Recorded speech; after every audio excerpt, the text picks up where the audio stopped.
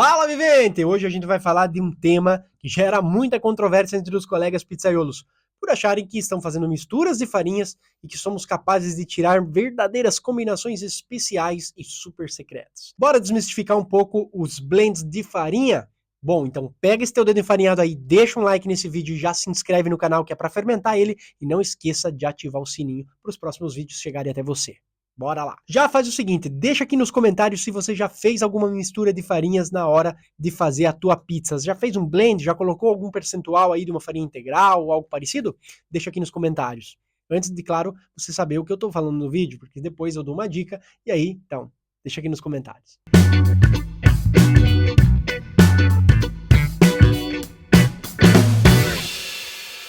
Bom, misturar diferentes tipos de farinha é uma prática que agora vemos acontecer um pouco em todos os lugares, né? Em suma, pegar simplesmente diferentes tipos de farinha, misturá-las ali e criar uma própria mistura, a gente está realizando então uma receita própria, justo? Então nesse vídeo eu queria falar um pouquinho sobre o que está por trás da criação de uma mistura de farinhas com os fatores que devem ser considerados e mantidos em mente, especialmente ao se aproximar desse mundo pela primeira vez. Quando a gente pensa na mistura de farinhas, estamos considerando possibilidades de combinações diferentes, de diferentes tipologias de grãos para alcançar certos objetivos. Essas farinhas podem variar em termo, tipo, grau e refinamento, força, absorção e outras características. O ponto crucial é que as farinhas selecionadas devem ser diferentes o suficiente para que a mistura faça sentido. Por exemplo, não faz sentido algum eu misturar farinhas idênticas, pois não traria nenhum benefício perceptível à massa final.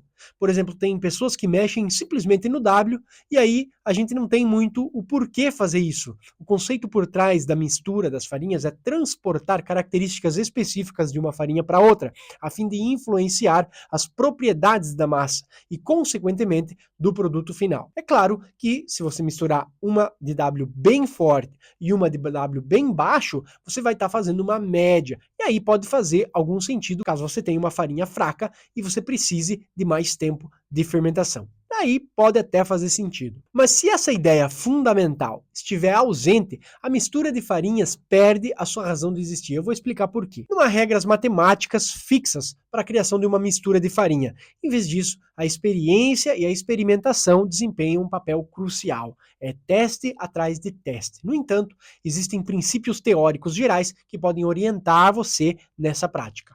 Ao compor uma mistura de farinhas, é útil distinguir entre farinha base, que compõe a maior parte da mistura e define as características principais da massa, e a farinha secundária, que é aquela adicionada para complementar, dar um pouco mais de sabor, modificar as características de estrutura e assim por diante. A farinha secundária pode ter uma função estrutural, ou ajuste de extensibilidade e elasticidade, ou uma absorção maior para dar um pouco mais de coloração à massa.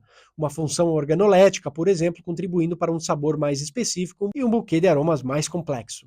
É crucial entender que a farinha base deve ser escolhida como a base das expectativas técnicas de estrutura do produto final, enquanto a farinha secundária pode ser usada para enriquecer, então, o sabor desse produto. Ao modificar uma receita com uma mistura de farinhas, é importante considerar também as mudanças que irão afetar a estrutura e a propriedade da massa. Por exemplo, ao aumentar a força da farinha, também podemos aumentar aquela que é a elasticidade, enquanto aumentando, então, a absorção de água, podendo inclusive comprometer a maciez e a extensibilidade na hora de você abrir a tua bolinha de pizza. Na hora de você fazer um mix, você precisa levar em consideração esses fatores.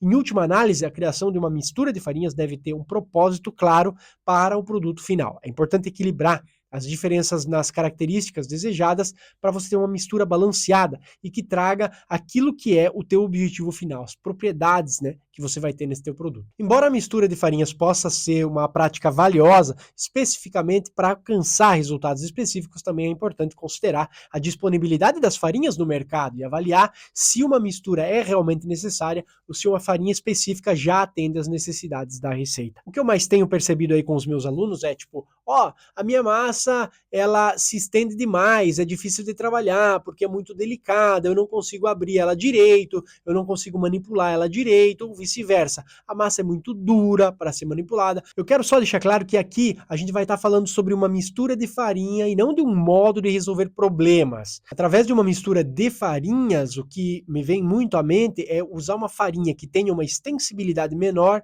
e uma maior resistência, dependendo então do problema que você deseja corrigir. É muito interessante que você pense, no momento de você utilizar, qual é o PL dessa farinha que eu estou utilizando, qual a quantidade de proteínas que ela está, porque isso realmente vai mudar a estrutura final. Em relação ao PL, a gente deve lembrar que isso é fortemente ligado também ao W, então você não pode ver um parâmetro e não pensar no outro. Por exemplo, veja bem, a gente não pode comparar PL de uma farinha com a outra sem olhar para o W, porque são valores que influenciam um ou outro. Então, quando cometemos o erro de pensar que a gente quer aumentar a elasticidade da nossa farinha, simplesmente pegamos uma farinha com um PL maior. Não, o PL deve ser relacionado à força. Então, o que isso significa? Muito simples. Se quisermos misturar duas farinhas para aumentar essa elasticidade, basta adicionar uma farinha mais forte a essa farinha, mantendo um procedimento aí na receita inalterado. Toda a receita tua e o processo deve ser inalterado. Se adicionarmos uma farinha mais forte a uma farinha mais fraca, a gente vai estar aumentando a força dela, fazendo uma média dos Ws. Então você sabe que a média desses dois valores é o resultado final do W, da força que você vai ter na tua farinha. E também isso funciona vice-versa. Se a gente quiser aumentar a extensibilidade, adicionamos uma farinha mais fraca à farinha e aí a gente vai ter uma extensibilidade aumentada. Sem entrar aí muito no que é o PL, especialmente quando se trata de comparações desse tipo, você pode encontrar no nosso canal, né, nos nossos vídeos ali, os vídeos onde eu explico o W e o PL mais especificamente. E um outro fator que você vai precisar modificar é, por exemplo, a absorção. Então a gente vai querer ter uma massa que absorva mais, novamente, basta adicionar uma farinha mais forte à mistura, e aí você vai ter uma farinha com um W superior e automaticamente uma farinha que absorve mais água, tá bom? E fica também atento à questão do batimento. Você adicionando farinhas mais fracas à tua mistura, você vai ter automaticamente um batimento mais curto. No entanto, lembre-se de que nem sempre a força da farinha, o W, é um indicativo de absorção de farinha, pelo menos não de maneira direta, especialmente quando falamos de farinha de tipo integral ou farinhas que não são derivadas do trigo macio. Portanto, também pode ser útil, em termos de absorção geral da massa, adicionar não apenas uma farinha mais forte em termos de força, mas também farinhas que tenham uma maior concentração de partes mais duras, ou seja, uma casca, o germe do grão, farinhas um pouco mais integrais. Estamos falando daquelas integrais brasileiras ou das famílias do tipo 1, tipo 2 e integral italianas, que geralmente tem uma absorção maior da água em comparação com as farinhas 0 e 00.